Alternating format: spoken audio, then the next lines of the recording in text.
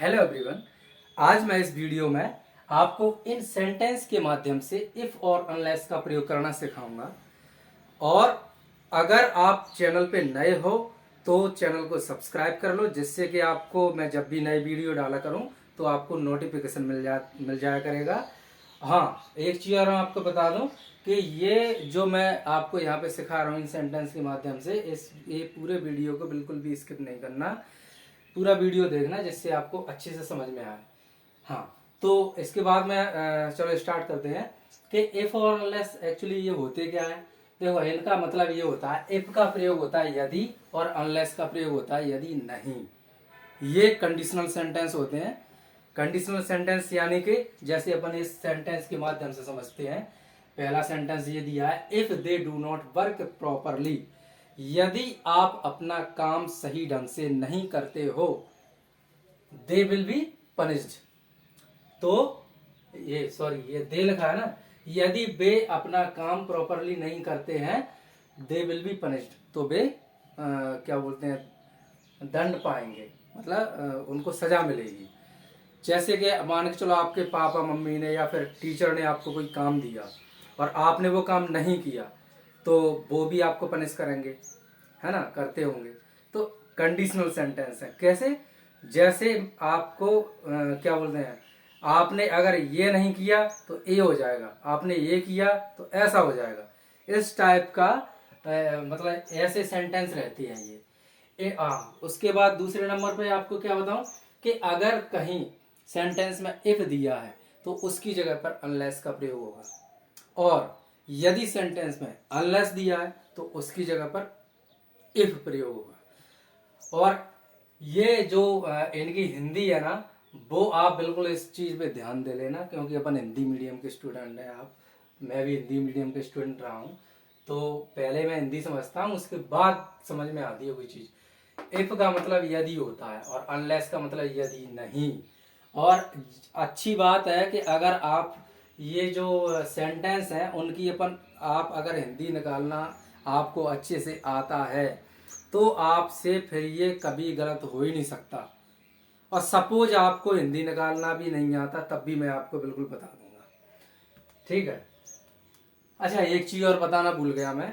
अगर आपको इफ और ये जो प्रयोग हैं ये अगर पहले से आते हैं तो आप वीडियो को यहीं पे पॉज कर लो और ये सेंटेंस अपने रजिस्टर पर करके देखो कितने सेंटेंस आपके सही हो पा रहे हैं। ठीक है। और अगर नहीं आते हैं तो चलो अपन सीखते हैं। हाँ, पहला सेंटेंस क्या है, देखो सेंटेंस में सिखाते जाऊंगा, उसी में आपको नियम बताते जाऊंगा। ठीक है। अगर पहले नियम बताऊं फिर सेंटेंस कराऊं तो वीडियो बहुत लंबा हो जाएगा, तो अपन यहीं से सीखेंगे। पहला सेंटेंस क्या है, if they do not work properly they will be punished. अच्छा, अब मैंने आपको क्या बताया था अभी, जहां पर सेंटेंस में इफ लिखा हो तो उसमें अपन अनलेस का प्रयोग करेंगे। और आपके एग्जाम पर जो एग्जाम होगा ना, आपका पेपर होंगे, उसमें भी आपके कोष्टक में लिखा आ जाएगा कि यूजिंग अनलेस, है ना, इसमें अनलेस का प्रयोग कीजिए, इस टाइप के मतलब कोष्टक में भी लिखे आ जाते हैं। और हालांकि नहीं भी आए तब भी जहां पर इफ का प्रयोग हो वहां पर अनलेस का प्रयोग होगा, इतना ध्यान रखना। ठीक है। तो इफ की जगह पे अपन क्या कर देंगे, अनलेस लगा देंगे, ये लगा दिया। उसके बाद अगर इफ वाले सेंटेंस में, ये इफ वाला सेंटेंस यहां तक है, कॉमा तक, अगर इफ वाले सेंटेंस में डू नॉट दिया है, ध्यान देना यहां पर बहुत पॉइंट वाली बात बता रहा हूं, तो अनलेस जब लगाएंगे तो अनलेस का ऑलरेडी मतलब यदि नहीं होता है। ठीक है। और जहां पे अपन ने अनलेस लगाया तो ये नॉट और नॉट दोनों एक साथ नहीं आ सकते, एक सेंटेंस में दो नॉट नहीं होते, इसीलिए इस नॉट को हटा देंगे। और अगर ये नॉट हटेगा तो फिर ये हेल्पिंग वर्ब भी हटेगी, इतना तो पता होगा, टेंस आते हैं तो। हाँ, और अगर सपोज यहां पर ये दे की जगह ही होता तो फिर ये वर्ब में ऐसे ही एस लग जाती, क्योंकि ये सेंटेंस फिर अपन ने सिंपल बना दिया, ये डू नॉट हटा दिया तो सिंपल बन गया। हाँ, और ये एक्चुअली क्या है, दे जो कि प्लूरल सब्जेक्ट है, इसलिए वर्ब में ऐसे यस नहीं लगेगी, इन चीज़ों का विशेषकर ध्यान देना। एक एक अक्षर की वजह से, मैं ये कह रहा हूँ, फुल स्टॉप या कॉमा या फिर क्वेश्चन मार्क भी नहीं लगाया ना आपने तो सेंटेंस गलत हो जाता है, अगर कॉपी चेक करने वाला अच्छा हो तो। ठीक है, तो अपन को बिल्कुल भी गलती नहीं करना, बिल्कुल बारीकी से आपको समझा रहा हूं। तो क्या किया, अनलेस के बाद अपन ने ये लगाया दे, उसके बाद ये नॉट हटाएंगे तो डू ऑलरेडी हट जाएगा, उसके बाद वर्क, उसके बाद प्रॉपरली, PROPERLY, हाँ, उसके बाद ये दूसरे सेंटेंस में ध्यान देना, अगर इफ वाले सेंटेंस में पहले नॉट है और दूसरे वाले में नॉट नहीं है, तो अनलेस वाले सेंटेंस में भी दूसरे वाले में नॉट नहीं आएगा। आ गई बात समझ में? देखो यहाँ पे थोड़ा सा दिमाग लगाओ अपना, हिंदी नहीं आती करना तो भी थोड़ा सा दिमाग लगाओ। इसमें इफ लगा है, if they do not work properly, तो इसका मतलब भी तो, अनलेस का मतलब भी तो वही होगा कि मतलब यदि तुम अपना काम प्रॉपरली नहीं करोगे, नहीं करते हो, यदि वे अपना काम प्रॉपरली नहीं करते हैं, इसमें भी निकल रहा है और इसमें भी निकल रहा है। इफ वाले सेंटेंस में नॉट लगा है मतलब यदि नहीं, इसमें भी लगा है, इसमें अनलेस में ऑलरेडी यदि नहीं होता है, तो इधर चेंज करने की कोई जरूरत नहीं है। थोड़ा दिमाग लगाओ, कुछ नहीं, अपन ने ये कर दिया, दे विल बी पनिश्ड, और देख ये, उसके बाद ये देखो, इसका पूरा मतलब वही निकलेगा जो इफ का निकला है। यदि आप वे अपना काम प्रॉपरली नहीं करते हैं तो वे क्या बोलते हैं, उनको सजा मिलेगी। आ गया समझ में? बिल्कुल कंफ्यूजन दूर। अगर अब भी समझ में नहीं आया तो मुझे कमेंट करके कुछ भी कभी भी पूछ सकते हो। दूसरा सेंटेंस देखते हैं, if you do not work hard you will fail. Same to same sentence पहले जैसे ही, इसको तो आप तुरंत कर दोगे। इफ की जगह पे अपन ने अनलेस लगा दिया, अनलेस यू, देखो अनलेस आ गया तो ये नॉट हटा देंगे, नॉट हटाएंगे तो डू भी हटेगा। यू चूंकि प्लूरल सब्जेक्ट है इसलिए वर्ब में ऐसे यस नहीं आएगा, तो वर्क सीधा आ गया, वर्क हार्ड, और उसके बाद यू विल फेल। ठीक है, उसके बाद तीसरा sentence, if you are honest you will succeed. हाँ, यहां पर थोड़ा सा ध्यान दो।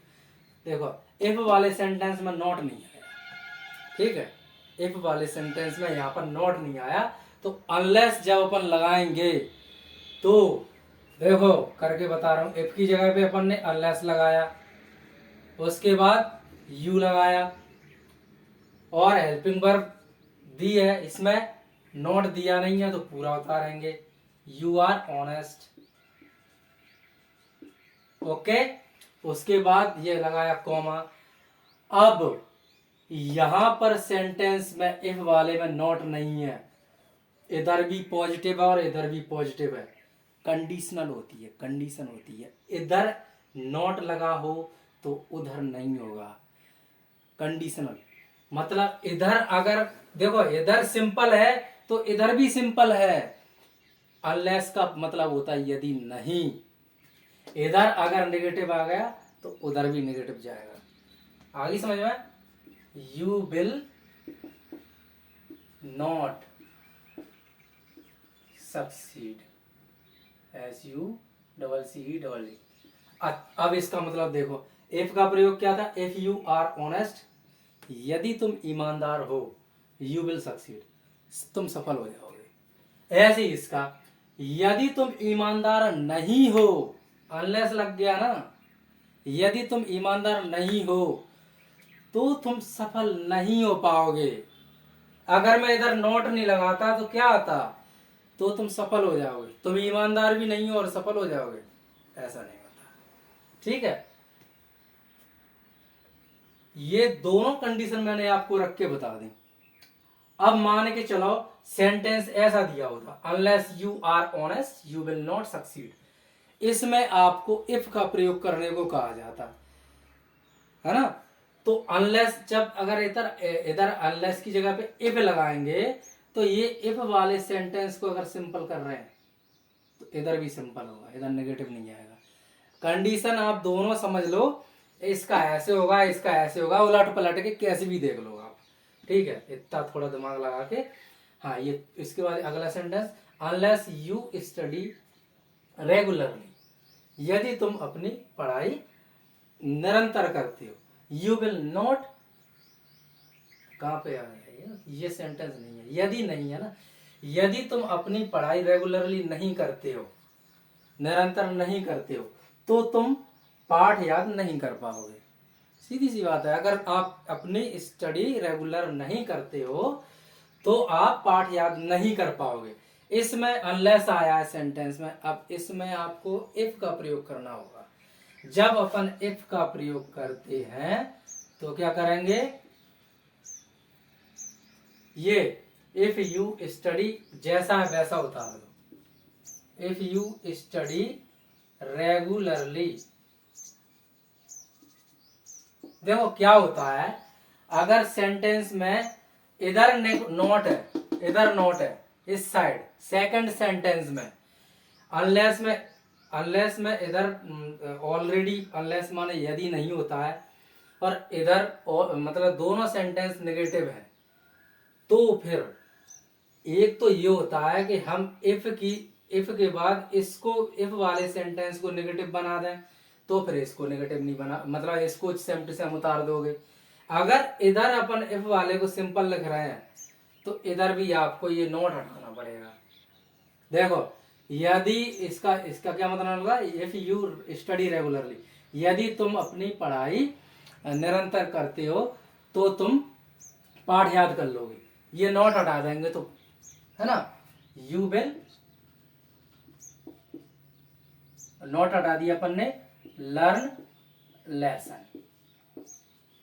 हाँ, ये हो गया, ये सही है। अगर आपको इधर नोट लगाना है, यू डू नॉट, तो फिर इधर नोट लगाना पड़ेगा। कैसे, यदि तुम अपना पाठ याद नहीं कर पाते हो तो तुम लेसन याद नहीं कर पाओगे। फिर आपको जैसे कि जैसा उतार देना, चाहे जैसे कर लो, होगा सही, ठीक है। और हालांकि ये है, ये ऐसे नहीं होता, मतलब ये जो मैंने ये नोट हटा के ये किया है ना, ऐसे एग्जाम में करना है आपको, तब सही होगा। वो तो एक ग्रामेटिकल मैंने आपको बताया कि दोनों ही कंडीशन सही है। कंडीशनल मतलब कंडीशन सही, क्या बोलते हैं, कंपैरिजन सही होना चाहिए। उसके बाद अगला नियम क्या है, if you speak the truth you will be pardon, यानी यदि तुम सच बोलते हो, यदि तुम सच बोलते हो, यू विल बी पार्डन, यानी तुम क्षमा कर दिए जाओगे। यदि तुम सच बोलते हो तो तुम क्षमा कर दिए जाओगे।